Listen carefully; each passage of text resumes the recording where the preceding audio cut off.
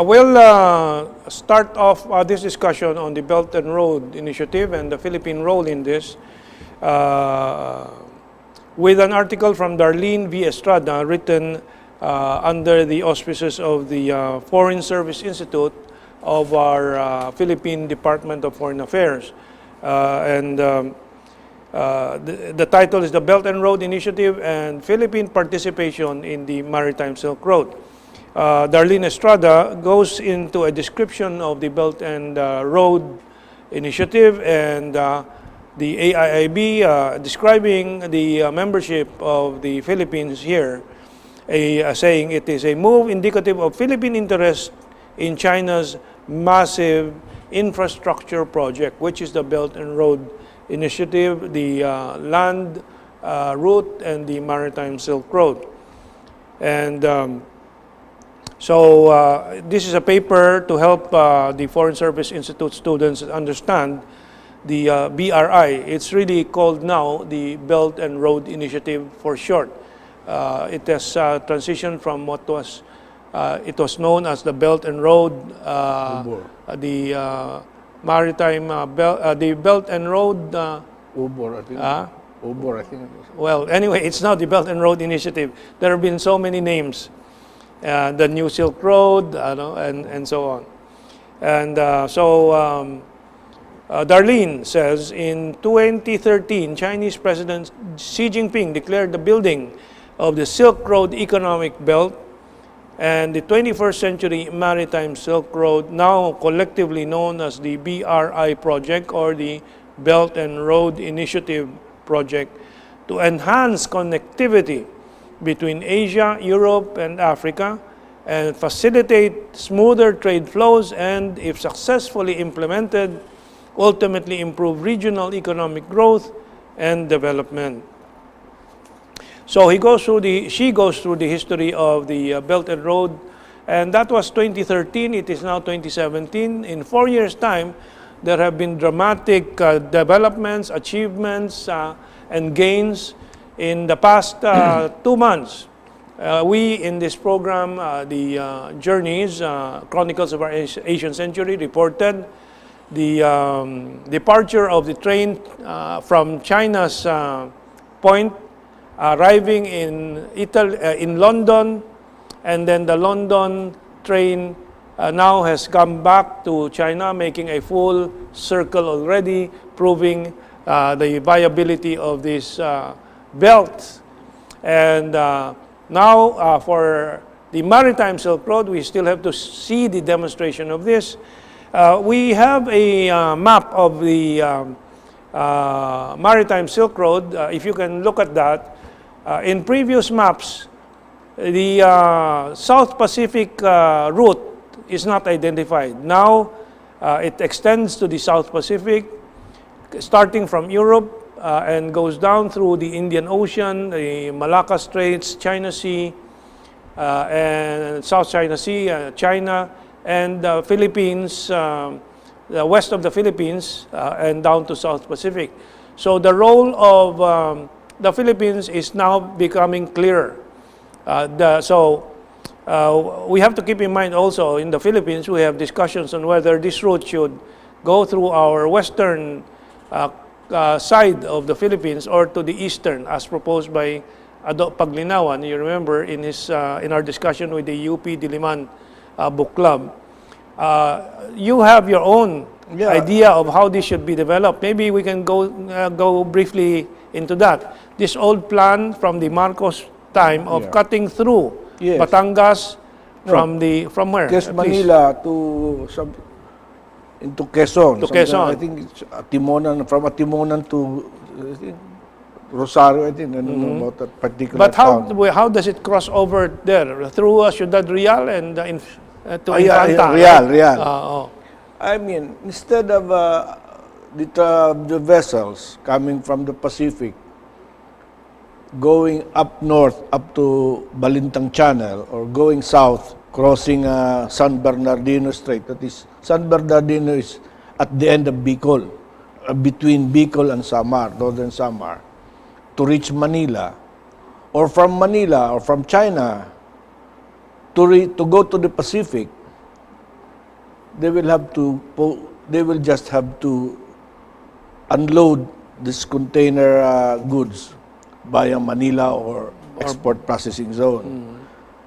By boring a tunnel, we will have to bore a tunnel that is from Manila to Real, about 40 kilometers. It will take only about 20 minutes. A super highway going to Quezon, it's called the tunnel, and it will shorten by 3 days for the vessel. It will be much cheaper. It will be much faster. And then from the other side, which will be Batangas Port. No, it's not in Quezon. It's in Quezon. Quezon. In Okay. Quezon. And then another vessel will pick it up to the Pacific. Or from the Pacific, another vessel will pick it up in Manila, going to China or Southeast Asia. This is a much shorter route. Yeah. Well, this is what I have been saying. There is a lack of planning exercise on how to make our role in the Maritime Silk Road more viable and attractive. So it is some individuals involved with our discussions, like General Victor Corpus, retired General Victor Corpus, has his own concepts too, and then you are reviving this idea of cutting through the shortest point between. Let me cut you there. Yes. There's more politics in it. Because this idea of boring a tunnel that is from Manila to Real in Quezon. But how much of it is tunnel? How much of it is surface transportation to bring the container? It will a maximum of about 40 kilometers, you say? 40 minutes, less than 20 minutes. 20 The super highway kasi time, 40 kilometers from Quezon, it's about 20 minutes. Okay. So, I said, the idea of having a tunnel from Manila to Real is more on politics. I think because it was originally an idea of Marcos, a Marcos idea. And if the Chinese government, now that there is what we call the Belt and Road Initiative, will see this plan, they might adopt this. There's the possibility for China to adopt this because this is much cheaper. All you have to do is to have the vessels coming from China will unload their cargoes in Manila, say Port of Manila. But the one problem in the Port of Manila is they say it's already congested. Actually, it's not. Because the only problem is that many of our importers refuse to relocate their container, the so-called vessel, the containerized cargo to Batangas. There's open space in Port of Batangas, even in Mariveles, or even at Clark. But they just refuse. Ayaw nilang gumastos ng malaki. So, it's when you say Manila, it's just generally all these ports here on this side. Yes. Okay. Even Batangas is too big. Now, there's too much politics in this because going to Manila, it will be easy. Then the other vessel will just pick it up going to Australia, going to Indonesia, or South Papua New Guinea, and even to the United States. Vice versa. There's just politics in it. So there's really more visualizing Filipinos have to do, or Philippine planners have to do about these ports, because Darlene, what's her first name again? Darlene, I just remember the first name. By the way, let me add that this is important. I'm not really against the idea of developing the South. There is no reason why this ship will have to go to Mindanao. Because some people are advocating for the development of Mindanao, either that's the Davao or idea Sarangani. of Paglinawan, so that this can help develop. What for what? When we can say develop Mindanao during the time of before the Magellan came to the Philippines. You know why? Because before Magellan came to the Philippines, the capital of the Philippines, the supposed center of trading in the Philippines was Sulu. It was not Manila. Wala pa nga noon ng Manila. So, there is no need. I think the vision of Adok Paglinawan is that we have to help the South develop, so that would boost the economy of the South. But anyway, this is part of the exercise we're initiating. The train will develop Mindanao. The proposed train by China. Train, yeah. Okay. It says, Darlene Estrada says, of the two BRI projects, MSR, the Maritime Silk Road, bears more impact on the Philippines as it deals with port network development that will connect Chinese coastal ports to Europe through the South China Sea and Indian Ocean and to the Southern Pacific Ocean through the South China Sea. She goes on to describe China as a maritime port power.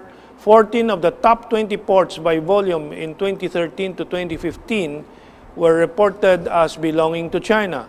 And China has added another port to its list of owned and operated ports by China. This is the port in Greece, very, very vital port. So, Darlene Estrada asks, is the Philippines prepared to engage in the MSR, the Maritime Silk Road? Well, basically her opinion is we're not that prepared, and so we have to work double time. She says, declaring Philippine involvement in China's MSR appears to be the easier part of the engagement. However, addressing concerns in a more practical level is also important. Are Philippine institutions prepared to implement massive joint infrastructure projects with China? Actually, she says, implementing the port infrastructure plan in the country as efficiently and corruption-free as possible is not only difficult but also the most important part. Engaging in the Maritime Silk Road requires overcoming logistical, political, and financial challenges. Maybe the financial challenges is not that big because with China's backing, these projects could bank on the AIIB, the new development bank of the BRICS alliance, and then she continues, a number of port development projects in the country, in other countries, are already undergoing difficulties because of domestic factor. And I want to say, before we move on back to the North Korean issue, even in terms of a consensus on how the Philippines should develop itself as a logistical hub and transportation hub is not very clear. Even among our intellectuals who are looking into this more meaningful role of the Philippines in the Maritime Silk Road, like General Vic Corpus, Ado, and yourself, we have not reached a consensus. So I think it just requires more discussion and threshing out until some consensus can be built. As I said, it's more of politics because we have a great port, deep port, which was developed by President Marcos, the port of Mariveles. In fact, it is comparable to the Ningbo Industrial Zone, which we visited in China. It is complete. They have a standard, about 18 standard factory building, SFB. The refinery plant was purposely built in Bataan. The same is Bataan Nuclear Power Plant. Everything, it was prepared by President Marcos. There was also a perimeter for that. But what happened? We abandoned it. It is simply now a warehouse, a dumping ground for containerized vessels. They unload their cargoes there, and sometimes nobody uses that. It is half operational, half empty. The question is, how come we are not using it? We are not using that. We are talking as far as Sarangani and Davao. I'm not against Davao. I'm not the development of Davao or Sarangani. Bakit pupunta pa doon? Yan na nga yan eh. Even the Port of Batangas, hindi nga napupuno yan eh. Ayaw nila sa Batangas. Yeah. Well, that's my point. We still have to have a consensus on all these. And it's good you're raising these questions. And actually, I think the Duterte government has not also created a vision for this. But we'll see.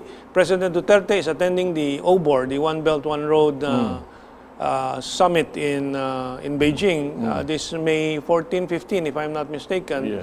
I don't know, and we have not read what he's taking with him as a proposal, but I'm sure we'll be hearing more about it. Anything to add to this? Then we go back to North Korean to wrap it up.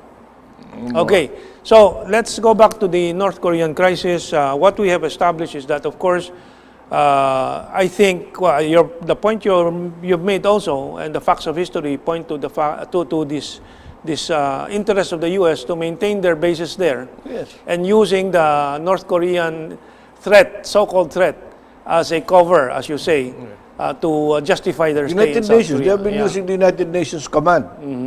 Because there is no peace.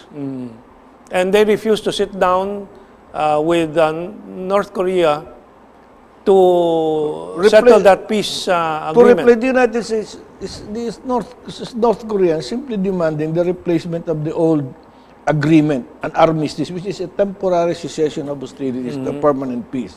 That is the first thing that they want. The second is that the lifting of the economic sanction.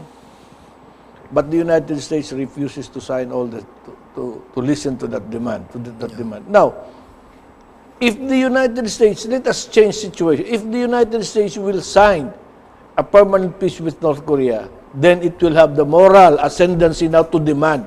Alisin mo rin ang atomic bomb mo. I mean, stop your nuclear development. Oh, yes. Because And if that peace treaty is signed, there's no reason for North Korea not to suspend its Yes. nuclear Correct. power, nuclear weapon development. But the trouble is that the United States is not telling the truth. The United States has several nuclear weapons in South Korea. Because China and North Korea itself might demand that. Yes, yes. Eh, balisin mo rin yan sa'yo. Yeah. That's Well, the problem. I think China's position now, aside from the two suspend military exercises of South Korea and the U.S., and the North Korea will suspend nuclear development and missile development. The other demand of China, of the U.S., is to sit down now and engage again North Korea in talks. Maybe revival of the six-party talks. I think, let me add, even the Chinese government is now, sort of nawala ng gana eh. Meaning in How do you English, call that? lost some interest. No, it sort of, they were stabbed, the Chinese government was really stabbed in the back. Parang sinaksak By whom? By the United the States. United States. Yeah. Look, China was trying to negotiate with North Korea. All of a sudden, President Obama ordered the deployment of the missiles. Yes, In yes. fact, China already canceled several tons of coal this time for supply to North Korea to China. to buy from North Korea. Yeah. Because the number one supplier of coal now then was North Korea, China's supplier of coal. And then the Chinese government canceled that. I mean, to show support to the demand of the United States.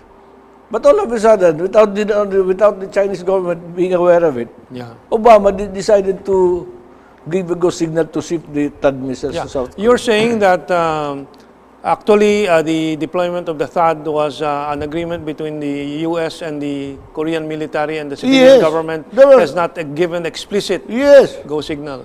correct. It was only the top generals in South Korea who made it appear, who requested the U.S. military. No, it was not requested. It was the United States who unilaterally decided to deploy those missiles.